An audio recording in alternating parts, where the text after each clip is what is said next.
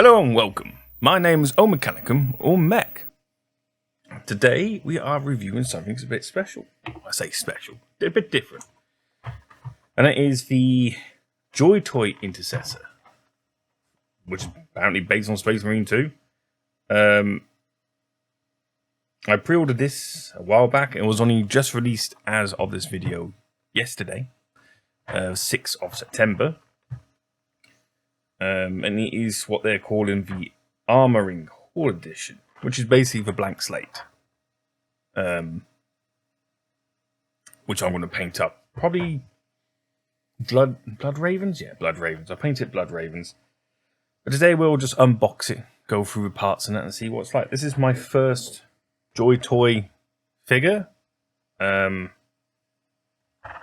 I don't exactly know what they're like. I've seen a lot of their stuff out and about that GW been promoting quite a bit on Twitter. I say Twitter. JoyToy promotes on Twitter. Warhammer's gone silent. So yeah, so without further ado, let's unbox it. Right, unboxing. So, let's get in. Let's open it up. Let me just get my knife. It's all the way over there. Right.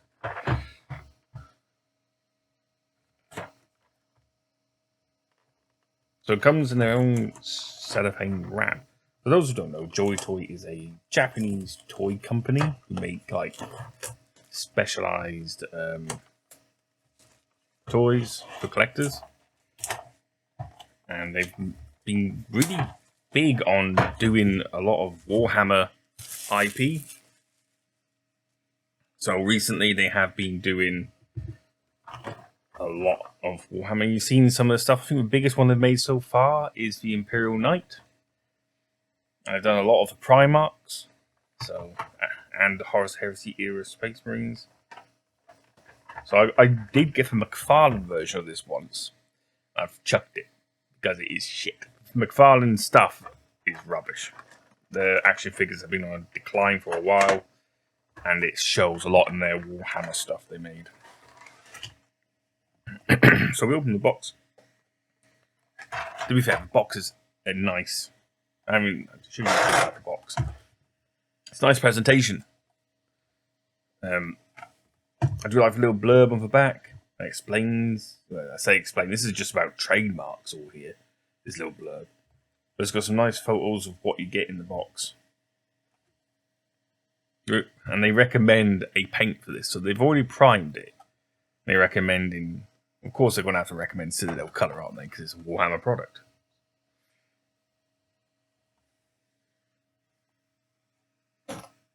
Right, first thing that pops out is the base, which looks like your typical standard clear colour base you get with a lot of Japanese figures. It kind of feels like a pop vinyl base, that kind of cheap plastic. That's not a good start. Right, if we open it up, is it taped anywhere? Nope. Oops. Everything's gone flying everywhere. There we go. So the first thing is I notice it is 1/18 scale, so it is a lot shorter than the MacFarlane ones. The MacFarlane figures were a lot bigger. Next thing I notice is that it's got the exact same joint system as the MacFarlane. Just looking at the joints in that, yeah, it's all. I don't know. There's only so many ways you can make a figure, and yeah, this is a same kind of joint system, but the quality feels better. The plastic feels better than MacFarlane's PVC plastic they use, because that was very bad, and the joints were very bad.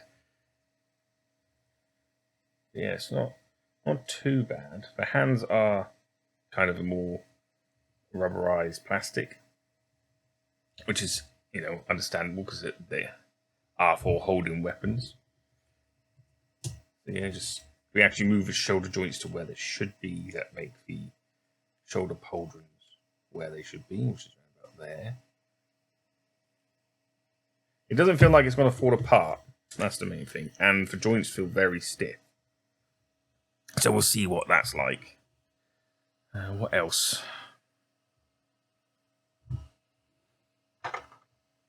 Right, there's the backpack. Oh, look, it comes with a little silicone thing. Mine backpack rattles? Why do you rattle? What? Oh, that's why. That section there. Oh, that's interesting. I wonder the reason why these parts here rattle. These side bits here that are loose.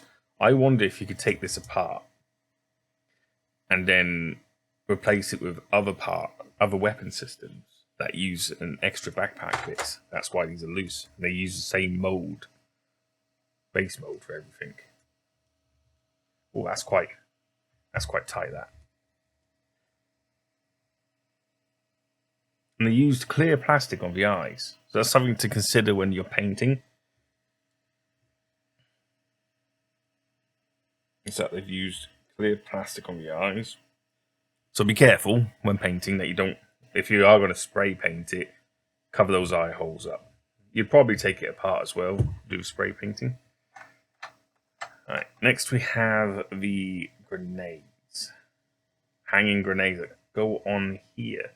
So I see, so all these parts that are already on the belt can come off, except for these ones. But like here, we've got this little ammo pouch on the back. That can be replaced by a pair of grenades, which is cool. I don't think these ones can be replaced, where it's got the little icon things. No. There's another one here, single melter bomb grenade that you can hang off his belt. Then he's got an actual one he can put in his hand. They're very small, very easy to lose. All grey, which is nice. So you can all paint them. So, judging by the feel of it, these aren't primed. This isn't primed. This is just. So you're going to have to prime it first. So you are going to have to spray it, which means you're going to have to make sure you cover those eyes up. Chainsword, very nice actually.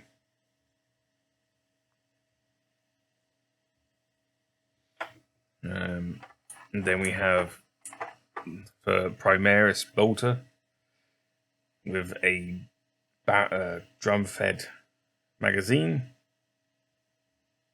So that's interesting.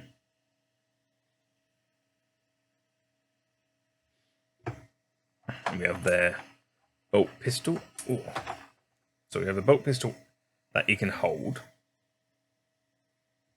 And then we have a bolt pistol in its sheath, in its holster. And also you have an empty holster if you wanted to hold the bolt pistol. So we'll try to. Oh. I have to say the packaging wise is very good. So yeah, so you got empty holster and a holster with a bolt pistol in case you want the bolt pistol out and him holding it. And then finally we have different hands. So we've got two fists, bunched up fists. We've got another right holding hand and a right weapon hand. And at the moment he's got, well, I mean left, my right. But at the moment he's got a left holding hand and a right bolt pistol handle. So he's already in a stance to hold the chainsword and bolt pistol. And you'd replace that little ammo pouch there with the holster if you wanted to. You didn't have to. You can always just leave it off, and you never had a holster for his bolt pistol in the first place, kind of thing.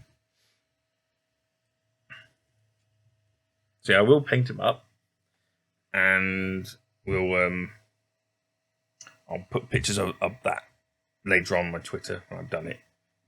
But it's just a look at this today. It feels very sturdy. I'm not going to lie, it's a lot better than the MacFarlane joints. Even though it's got the same joint system, they're a lot sturdier, a lot tighter. Considering it is a Japanese company, I expect that.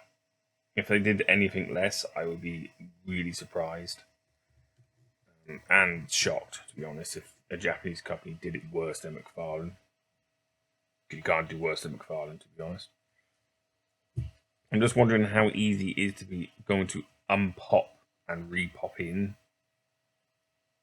parts. So let's see. We'll do it with hands first because they're designed for it. So that wasn't too bad. Right. Yeah, so ain't too bad.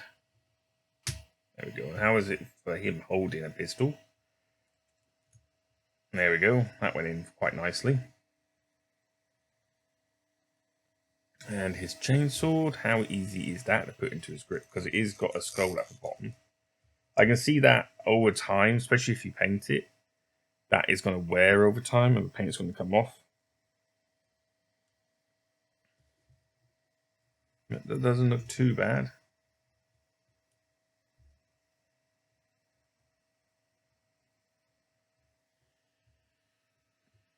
It is pretty easy to position in that.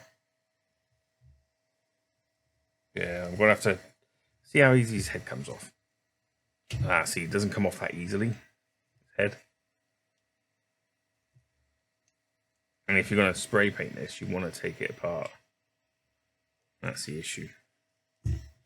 Most people don't, but when you've got a moving figure, you want to take them apart to spray paint it.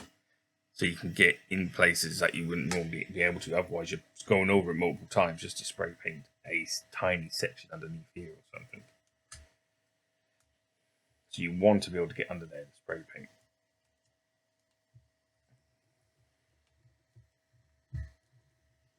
Holds his position well. So I don't know why he has. I understand the MacFarlane ones having a base because they were really bad at standing up. But these ones don't need it really. I see why it's a cheap plastic. You can have it if you want, but he's quite sturdy by himself. Maybe if you want it, even in walking pose.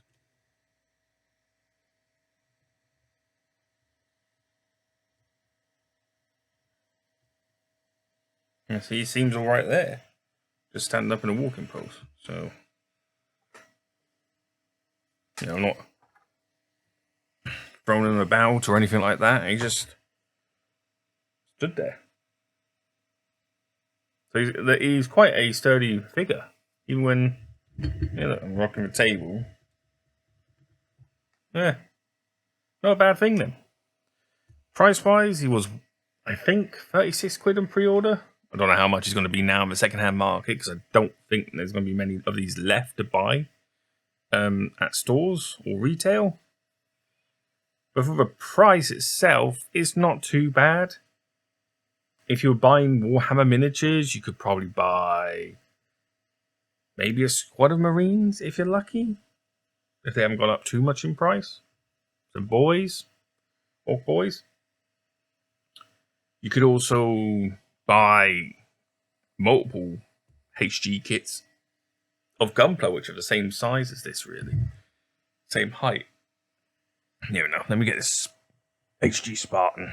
So yeah, so they're near enough the same height. This is slightly taller. An RG would cost the same. An RG Gunpla. The difference is the Gunpla you build, you don't need to paint. And with Warhammer, you build and paint. Whereas this one you don't need to build, but you need to paint. So it's up to you, really. You can get an RG. If your RG God Gundam costs the same price as this, so if you're really into that kind of thing, there is a lot more bang for your buck. It's a lot easier to paint than this will be, because the parts will be easier to take apart. Because you've already built it, so you know how to take it apart and you know how to put it back together again. This is going to be a bit difficult to paint because it's not easy to take apart. It not being easy to take apart is a con and a pro. The pro is that the joints are really stiff then. It's not going to fall over. You can manhandle it as much as you want. it'd be all right. But the con, yeah, it's going to be hard. Because this one is made for painting, it is going to be a lot harder to paint. Because you're not going to be able to take all the pieces you want to get underneath it. And especially because they've put clear plastic in the head for the eyes. Yeah, it's going to make it a little bit harder. Why did my... Sorry about that. My light just ran out of battery, even though it wasn't on that long.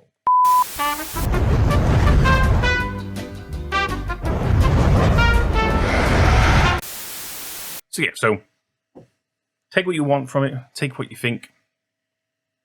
Is it worth the money? It depends on how much you want a JoyToy that you can paint yourself. I think the JoyToys themselves, I think they're about the same price as their own single figures. If I'd, it's up to you. I like it, but I don't think I'd buy another. I don't think I'd buy another JoyToy. I think this would be the only JoyToy I have. As I just prefer painting miniatures than painting this. Or if I want to paint something this size, I'd just paint Gunpla. My conclusion is, £36, not bad for an action figure these days, especially a collectible one. Something you can paint yourself in your own chapter colors. It's nice to have a JoyToy you can do that with, considering they are good quality. But overall, I think you might as well buy an RG kit or buy some Warhammer miniatures. I think this is still better value than Warhammer miniatures, to be honest. And an RG kit's definitely better value than any of them. If you want that JoyToy collectible in your chapter colors, get this one. But what do you think? How do you feel the look of it? What do you think about painting your own JoyToy? And do you like JoyToy figures that they do? Mostly Warhammer at the moment, but they have done others. And if you like this review, or you like something similar for more kind of collectibles that come out, let me know. And like this video, and subscribe for more reviews. And I'm working on a new Lex Talk. So hopefully see you there. But until then, remember, knowledge is power. Bye now.